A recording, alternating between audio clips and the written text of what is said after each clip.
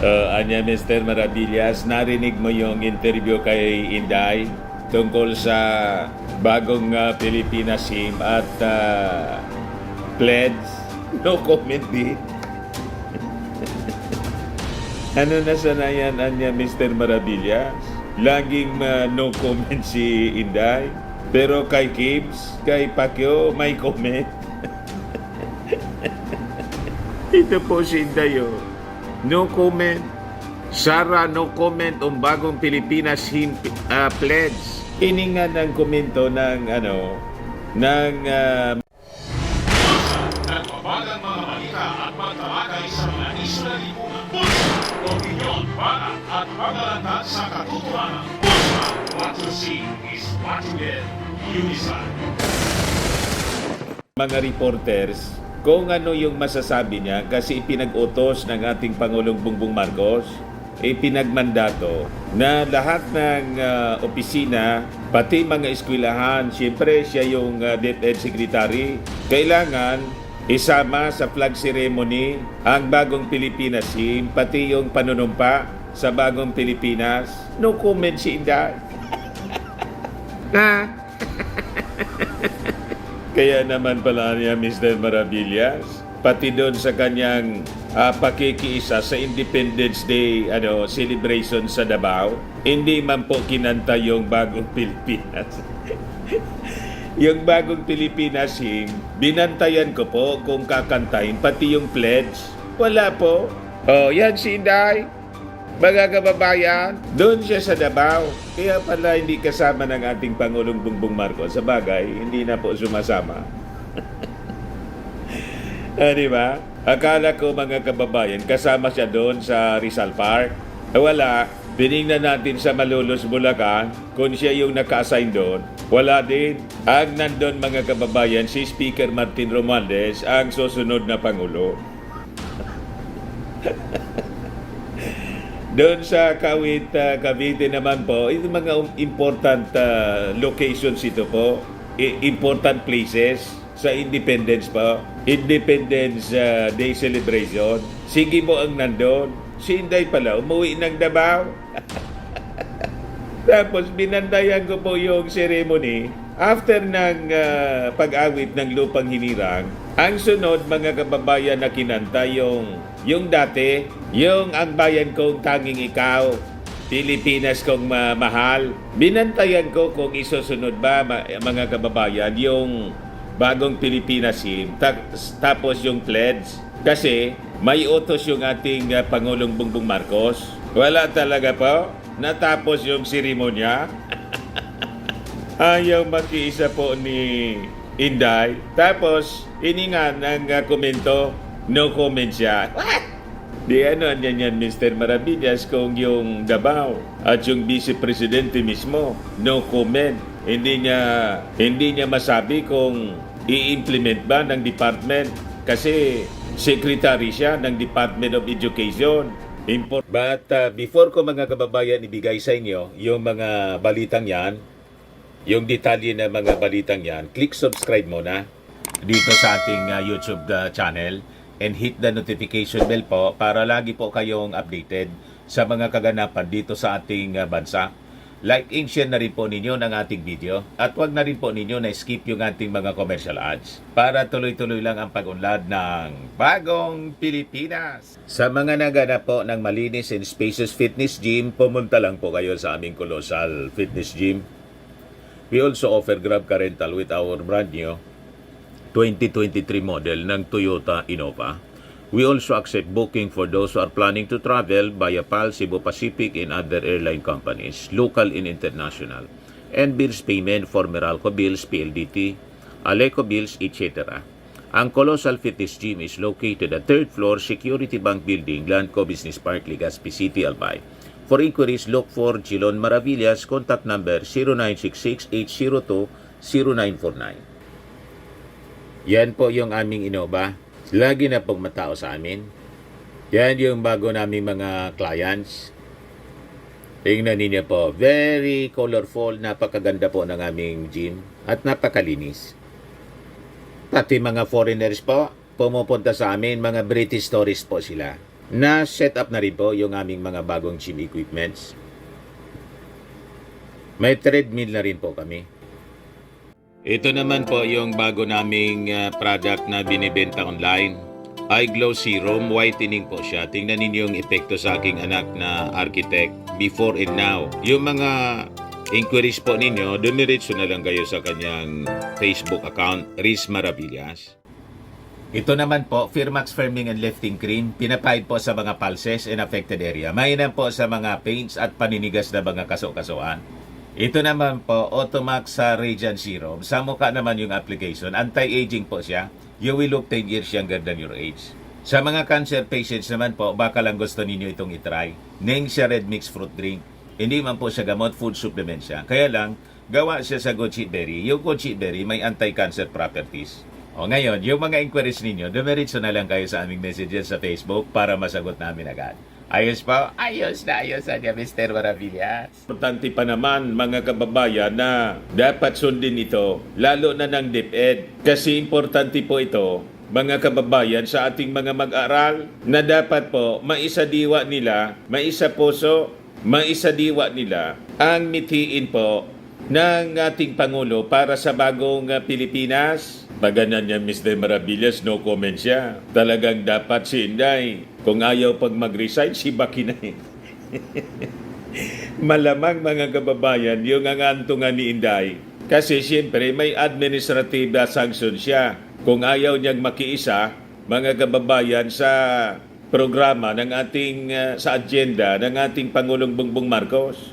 Tama po? At pati yung Davao, kung hindi sila susunod, malamang yung kinatatakutan po ni Harry Roque, yung sinasabi niyang isususpindi si Baste, baka matuluyan. Di ba? Kasi di ba dapat na lahat ng mga agencies ng ating gobyerno, mga departments, mga eskwelahan, colleges and universities, lalo na po sa elementary po, sa DepEd, kailangan susunod sila po. Pag hindi, may administrative sanction yan. Tingnan na lang natin mga kababayan sa mga susunod na araw kung patuloy nilang i-ignore o i-define nila yung order at hindi sila po susunod. Kaya po, no comment. So, iba yung ipinapaiwatig nito mga kababayan ng no comment ni Inday. Vice President and Education Secretary Sara Duterte has no comment on Malacanang directive to integrate the recital of the Bagong Pilipinas hymn and pledge in the conduct of weekly flag ceremonies. Pero pagdating mga kababayan sa issue ng pag-serve ng warrant of arrest kay Pacquiao, may mahabang komento po si Inday. Kaya napariak tuloy po si dating Office of the Vice President Spokesperson Attorney Barry Gutierrez. Sabi dito sa report ng Impact Leadership, very obvious where her loyalties lie. Attorney Barry Gutierrez criticized Vice President Sara Duterte for questioning the use of excessive force in serving the arrest warrant against fugitive Apollo Kibuloy. Gutierrez pointed out that Duterte remained silent when China used water cannons against Filipinos but was quick to issue a statement when her ally Kibuloy was served with an arrest warrant, suggesting where her loyalties might lie. Sabi mga kababayan ni Barry Gutierrez, makikita mo niya yung inconsistency in former President Rodrigo Duterte condemning the excessive and unnecessary force used in serving the warrant, contrasting it with his previous shoot to kill directives to the police when he was in office. Tama naman po. Nabulsay mga kababayan ni Barry Gutierrez, yung mag-ama. So sabi po ni Barry Gutierrez, isa pa to, kapag ang China binangga at gumamit ng water cannon laban sa mga Pinoy, tahimik. Pero kapag ang tropa nilang si Kibuloy inaresto, aba, statement agad. Very obvious. where her loyalties lie. Kasi sabi po nung sa statement ni Inday, kaisa ako sa mga nananawagan ng maayos, katanggap-tanggap at makataong pagpapairal ng batas at pagtataguyod ng hustisya sa ating bansa. Kung gusto mo ng magkataong pagpapairal, pagtataguyod ng batas sa bansa, ang dapat ninyong gawing mag-ama, kausapin yung kaibigan ninyong si Pacquiao na sumuko ng matiwasay sa ating mga authorities. Yun na dapat ang ginagawa ng isang responsible official. Vice Presidente ka pa naman at yung tatay mo, dating Pangulo, lumalabas, kinukonsinti ninyo. Di ba gano'n ang lumalabas? Pati nga si Bantag, kasi mga kaalyado ninyo, wala tayong narinig na may panawagan man lang sa inyo o encourage ninyo kausapin na harapin sa husgado yung mga kaso. Tapos, may komento kayo ng magsagawa ng operations yung ating mga authorities. Sabihin ninyo, dinadaan sa dahas. So, anong dapat gawin ng ating mga authorities? Maghintay na lang kung kailan gustong sumuko ni Pacquiao? Tama ba yung ganon? Pagkatapos dito sa issue ng bagong Pilipinas, no comment din. Parehas ng issue sa China, no comment. Kay Pacquiao may comment, automatic yung comment. Di ba? Di niya Mr. Maravillas yung mensahe man ni Inday sa Independence Day. Pakinggan po natin yung sinasabi niya. Ayan si Inday, mga kababayan. Iparinig ko sa inyo yung audio ng kanyang speech, mga kababayan. Ito na. Commodore Alphonsine Tumanda, ladies and gentlemen, mga kababayan, mga kaigsuunan kong Dabawenyo, Assalamualaikum, madayaw, ugmayong adlaw, kaninyong tanan, magandang araw sa inyong lahat. The city government of Davao warmly greets everyone gathered here. Celebration of the 126th anniversary of the Declaration of Philippine Independence, anchored on the theme, kalayaan, kinabukasan, kasaysayan. Today, we are gathered to commemorate 126 years of sovereignty, as well as to honor this great legacy left to us by our forefathers who displayed true courage, bravery, and patriotism. On in we do not only celebrate our liberation, but also place emphasis Malabo yung on video. the importance of remembering the adversities we have overcome and the ideals we fight for. The freedom we experience in the present is a result of the unyielding resolve of our ancestors to reclaim our right to govern ourselves as a sovereign nation. First atin ay para sa Diyos, sa bayan, at sa pamilyang Pilipino. Syukran. Ayan man lang po. Ganon kaiksi, mga kababayan. Tulad ng syukran. Ganon kaiksi ng syukran. Ano man na niya yun, Mr. Barabinas? Wala man lang ka latoy-latoy. Yun ang nakayanan ng speechwriter ni Inday Sara. Or baka siya yung may gawa nun, yun lang yung pumasok sa kanyang isipan. Mabuti pa niya, Mr. Maravillas, no comment na lang. Para sa Independence Day, nag-message nga, wala mang kalatoy-latoy.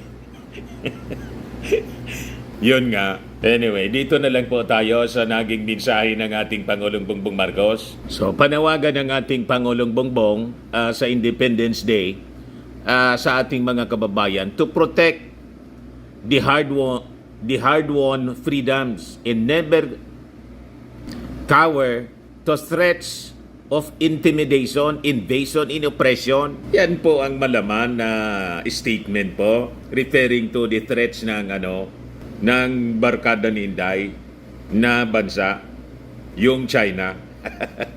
Huwag daw tayo mga kababayan pasisindak. Yung mga Chinese warships po nandiyan dyan na sa dumami sila malapit sa Ayungin Shoal. Ang mensahe ng ating Pangulong Bongbong, huwag tayong pasisindak sa kanila. So sabi niya, isang karangalan na mapabilang sa lahing Pilipino niya, na ang mga ninuno ay magiting at nakipaglaban upang maibalik ang kasarinlan at kapayapaan sa ating bansa. Sabi ng ating Pangulo, at bilang anyang tagapagmana ng kalayaan na tinaptamasa natin ngayon, tungkulin ng bawat isa sa atin na pangalagaan ito at tiyakin na hindi tayo kailanman magpapatinag sa anumang banta ng pananakop at pang-aapi. Yan ang leader po. Sabi pa ng ating Pangulo, sa sarili nating pamamaraan, maari tayong maging bayani ng ating makabagong panahon. Gamitin natin ang ating dunong at sipag sa bawat gawain at ang pinakamahalaga, maging mapagpakumbaba, mapagmahal sa bayan at marangal tayo sa lahat ng oras habang binabaybay ang daan tungo sa kinabukasang puno ng pag-asa at oportunidad tungo sa bagong Pilipinas na matagal na nating pinapangarap. Yan ang mensahe po na puno ng ng inspirasyon, malaman. Yung kay Inday po, walang kalatoy-latoy. Syukran. Yan lang ang matandaan mo sa mensahe niya po. Syukran. Si Speaker Martin Romualdez niya, Mr. Maravillas, ano naman yung sinabi? Buti pa si Martin po, pang-presidente yung kanyang mensahe. Ayan po, sabi ni Martin, tayo ay may tungkuling ipagpatuloy ang laban para sa kalayaan. Para lang tayo ay may tungkulin mga kababayan na ipagpatuloy ang nasimulan ng ating Pangulong Bongbong Marcos. Ang magpapatuloy yan si Martin. O, di ba? Kung si Inday po, wala. Balik tayo kay Maudix niya. O, di ba? Baka madiritsuhan na tayo maging province ng China niya. Yan po sabi ni Martin. Sa araw na ito, hindi lamang natin ginugunita ang kanilang kabayanihan, kundi tinatanggap din natin ang hamon na kanilang iniwan. Ang kalayaan ay hindi lamang isang pribilehiyo, kundi isang responsibilidad. Tayo bilang mga Pilipino sa makabagong panahon ay may tungkuling ipagpatuloy ang laban para sa kalayaan. Hindi lamang laban sa mga mananakop, kundi laban sa kahirapan, katiwalian, at kawalan ng katarungan. O, di ba? Napakaganda ng mensahe ng ating Speaker of the House. O, ito po yung mensahe ni Martin. Sa araw na ito, hindi lang natin inugunita ang kanilang kabayanihan, kundi tinatanggap din natin ang hamon na kanilang iniwan. Ang kalayaan ay hindi lamang isang pribilehiyo, kundi isang responsibilidad. Tayo bilang mga Pilipino sa makabagong panahon ay may tungkuling ipagpatuloy ang laban para sa kalayaan. Hindi lamang laban sa mga mananakop, kundi hindi laban sa kahirapan, katiwalian at kawalan ng katarungan. Ang pagdiriwang ng araw ng kalayaan ay hindi lamang pagbabalik tanaw sa ating makulay at ating kaysaysayan. Pagkakataon din nito para tayo makaisa sa pagbuo ng isang mas maunlad at makatarungan lipunan. Walang syukran. Di ba? Ito naman po yung mensahe ng ating Pangulong Bongbong Marcos sa Vindi Honor sa Ceremonial Hall ng Palasyo Malacanang, kasama yung mga ambassadors ng iba't ibang bansa. Nandun po si yung ambassador ng China, kausap po ni Martin. Ito yung ambassador ng China, mga kababayan. Yan yung Vindi Honor, mga kababayan. Ibig sabihin ng Vindi Honor, wine of honor. Yung nagtotoast yung mga ambassadors with the President. Ayan o, hindi natin alam kung ano yung pinag-uusapan ng dalawa, ni Speaker at saka yung ambassador ng China.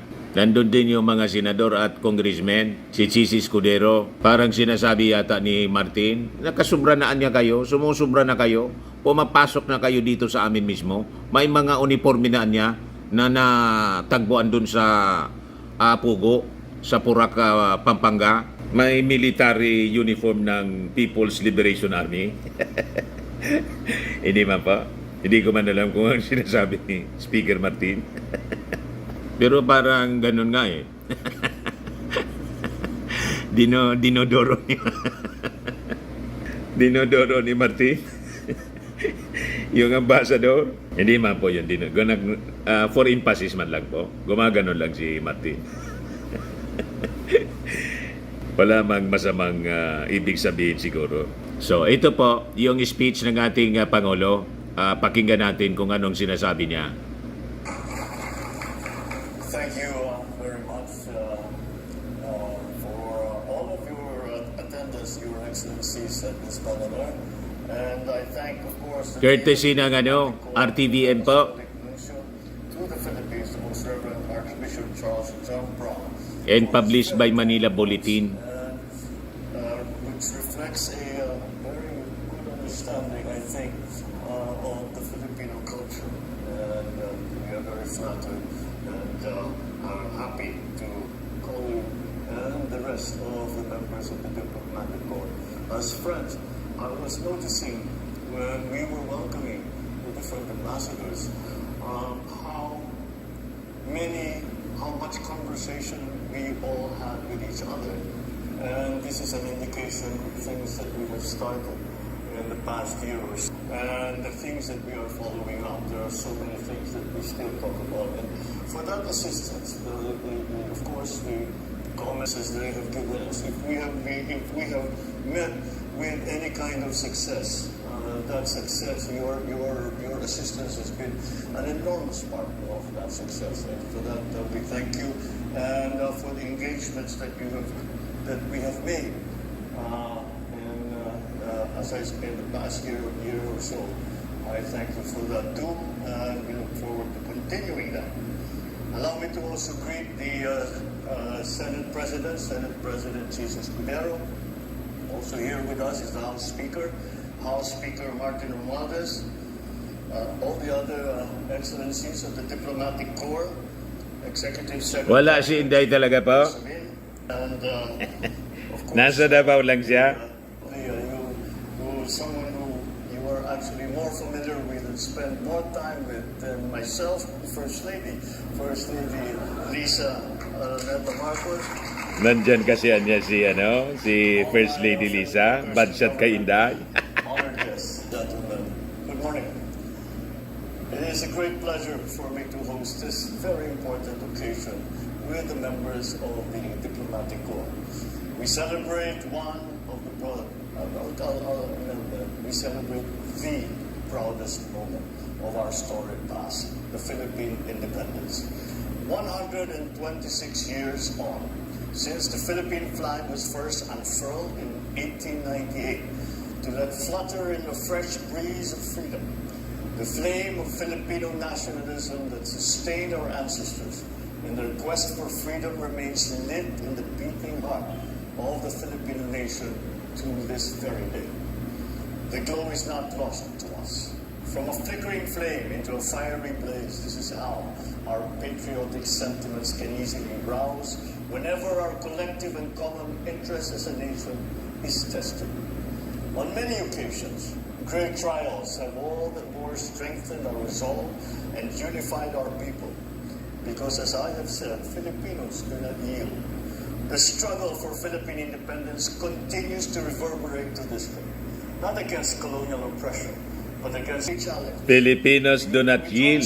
Inulit ng ating Pangulo. Inspiring spirit of our forefathers as we tackle these new challenges confronting our country. Today's reception is more than just a commemoration of the birth of the Philippine Republic, the first in Asia, but a strong affirmation of our century-old nation and of our collective duty as Filipinos to safeguard what our forefathers have fought and died for, so that we may carry on our sacrosanct mandate to protect our country and to defend everything that is rightly ours from those who will try to cross these lines. We must dig deep into our valiant past, draw strength from the heroism of our forefathers. Nandyan yung Chinese ambassador po. Selflessness propel us forward into the future. Excellencies, ladies and gentlemen, as I steer the economic rudder of the nation towards progress, I'm guided by the newly minted brand of governance that we have come to call Bagong Pilipinas, which roughly translates into New Philippines. It is a brand of governance that engenders social and economic inclusivity and transformation, inspires hope and confidence in our people, and promises transformative change for the betterment of Filipinos. To bring this aspiration to fruition, my administration to institute policies and implement measures as laid out in our plans aimed at galvanizing the economy amidst global economic difficulties.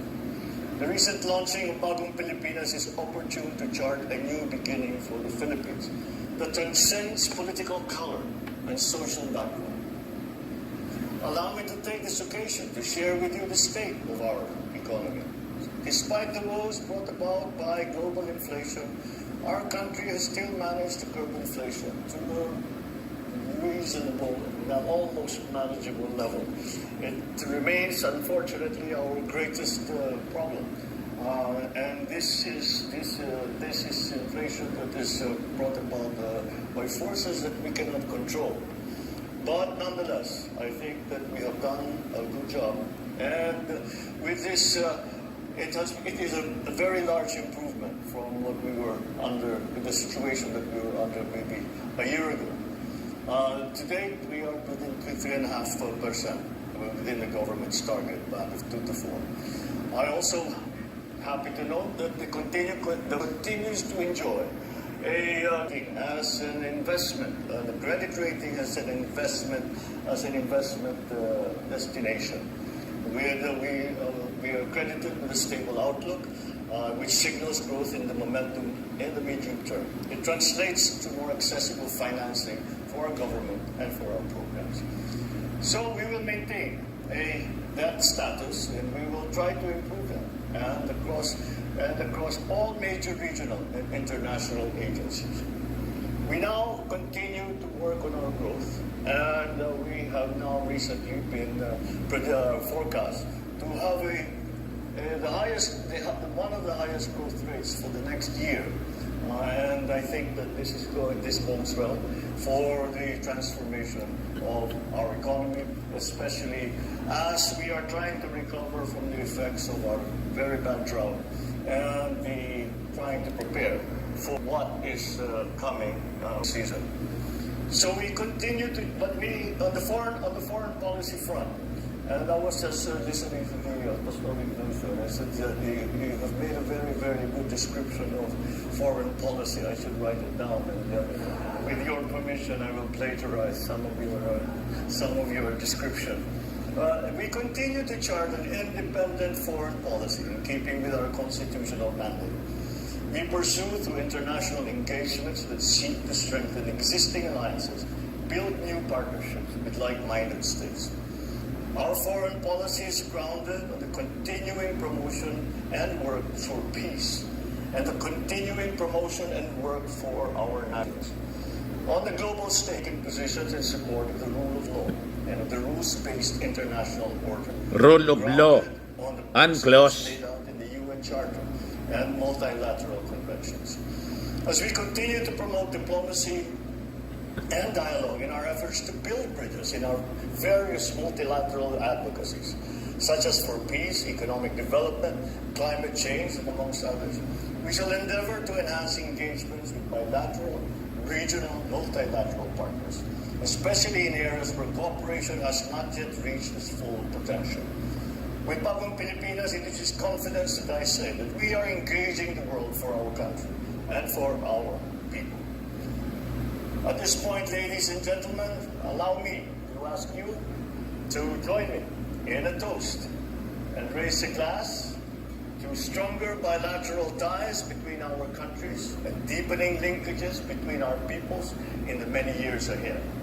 Here's to all of your good health, long life, and prosperity. Cheers. Yan.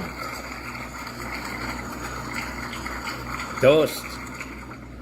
So yan po mga kababayan yung mensahe ng ating Pangulong Bongbong Marcos abang nandun yung ambassador ng China. Binigyan niya ng emphasis po ang rules-based order that refers mga kababayan dito sa decision po ng UNCLOS na dapat sundin ng lahat.